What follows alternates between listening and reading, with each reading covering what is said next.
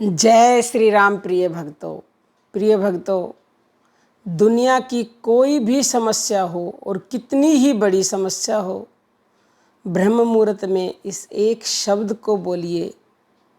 किसी भी पंडित, मौलवी, ज्योतिष या बाबाओं के चक्कर लगाने की आपको बिल्कुल भी ज़रूरत नहीं है। आपकी समस्या जड़ से समाप्त हो जाएगी, ये हम आपको विश्वास दिलाते हैं। लेकिन बोलना इस एक शब्द को पड़ेगा। देखो भक्तों, सबसे पहले आपके मन में ये प्रश्न आ सकता है कि ब्रह्म मुहूर्त में ही क्यों, दिन में क्यों नहीं बोल सकते?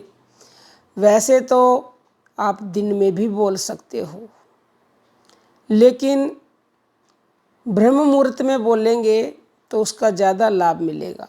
आप मान लो नए साधक हो, तो दिन में क्या होता है, परमात्मा की लाइन बिजी हो जाती। जैसे पहले क्या था, फ़ोन मिलाते थे तो प्रातःकाल जल्दी मिलाते थे, तो दिन में लाइन बिजी रहती थी, इसलिए प्रातःकाल मिला जाता था, तो वो लाइन खाली होती थी तो तुरंत मिल जाते थे। ऐसे ही कोई नया बच्चा गाड़ी चलाना सीखता है, ड्राइवर है नया, तो वो प्रातःकाल सुबह सीखेगा जब खाली रोड होते हैं बिल्कुल, तो बहुत जल्द सीख लेता है वो, क्योंकि उस समय रोड खाली क्लियर है बिल्कुल। लेकिन वही कार अगर वो दिन में चलानी सीखेगा तो पहली बात तो उसे आएगी नहीं, और ऊपर से किसी का वो एक्सीडेंट कर देगा, ठोक देगा, गाड़ी को तोड़ देगा, और आ भी गई तो पता नहीं कितने महीने साल लगेंगे सीखने में। तो तुरंत फल चाहिए तो प्रातःकाल कीजिए ब्रह्म मुहूर्त में। ब्रह्म मुहूर्त वैसे तो सूर्योदय से 1.5 घंटा पहले बताया जाता है शास्त्रों में, लेकिन जो ऋषि मुनि हमारे साधना करते थे, जिसको गुप्त बताया गया है, वो ब्रह्म मुहूर्त 3 बजे शुरू हो जाता है और सूर्य उदय जब तक होता है तब तक रहता है। तो आप जब भी उठें 3 के बाद, तो उठ करके आप इस एक शब्द को बोलेंगे तो निश्चित ही आपकी हर समस्या दूर होगी। भक्तों,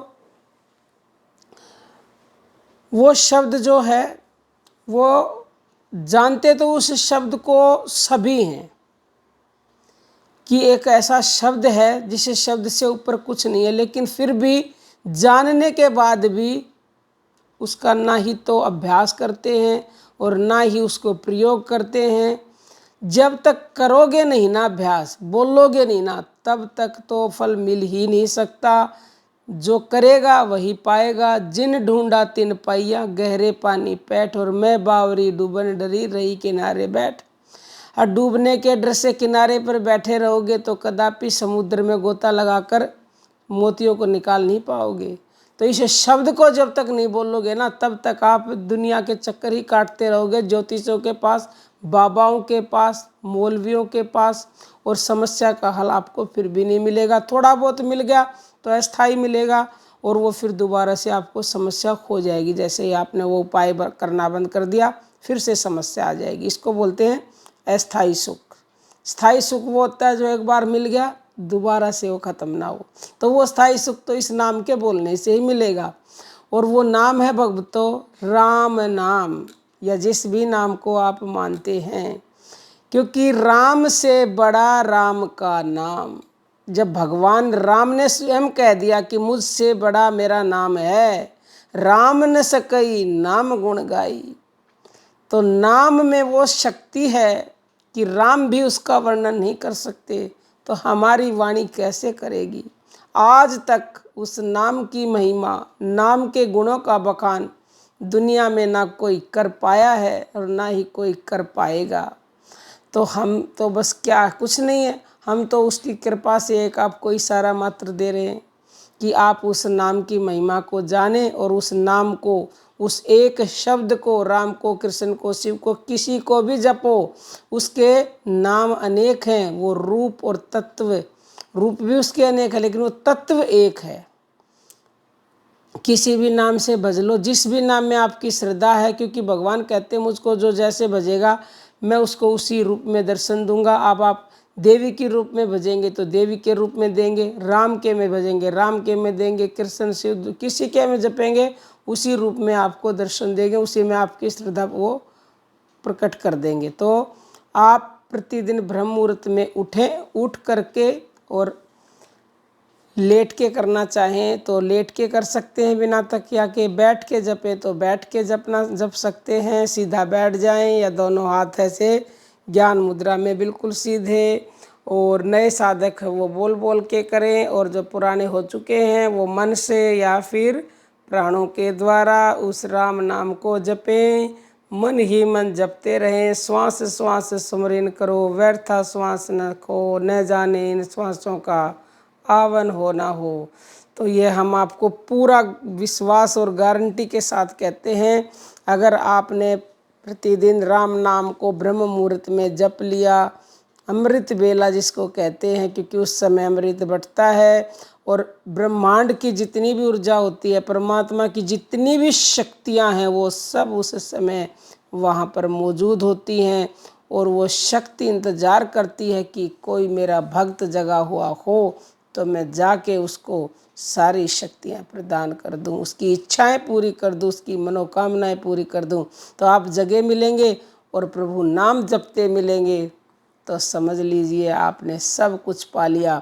वो अमृत आपको मिल जाएगा, वो ब्रह्मांडीय ऊर्जा आपको मिल जाएगी, जिस ऊर्जा को पाने के लिए जन्मों जन्मों तपस्या करनी पड़ती है, जिस ईश्वर को प्राप्त करने के लिए न जाने क्या क्या करना पड़ता है। लेकिन आप अगर प्रतिदिन ब्रह्म मुहूर्त में कम से कम, वैसे तो जितना आपके पास समय है, लेकिन कम से कम 40 मिनट अगर आप करेंगे तो अति अति अति उत्तम होगा।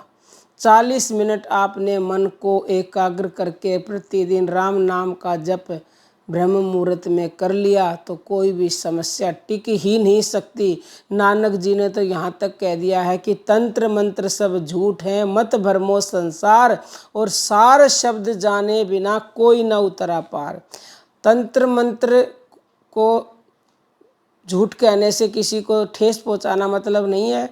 तंत्र मंत्र नानक जी ने इसलिए कहा है कि सार शब्द को नहीं जानोगे ना, जब तक पार नहीं उतर सकते। तंत्र मंत्रों से अस्थायी इलाज होगा, लेकिन भगवान का जो नाम है, राम नाम, जो कण कण में व्याप्त है, जो हम सबके भीतर है। तुलसीदास ने जिसके लिए कहा कि घट में है पर सूझे नहीं, लानत ऐसी जिंद, तुलसी या संसार को हुआ मोतिया बिंद।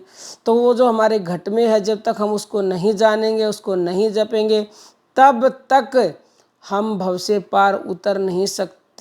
तो हमें जपना ही पड़ेगा उस नाम को, नाम के शब्द को। एक शब्द ही है, कितना सरल है, कितना आसान है राम नाम। तो जपिए और लाभ उठाइए और दुनिया की सभी समस्याओं को जड़ से समाप्त कर दीजिए। और किसी भी मौलवी बाबाओं के पास आपको घूमने की ज़रूरत ही नहीं है। अब हम अपनी वाणी को विराम देते हैं। जय श्री राम भक्तों।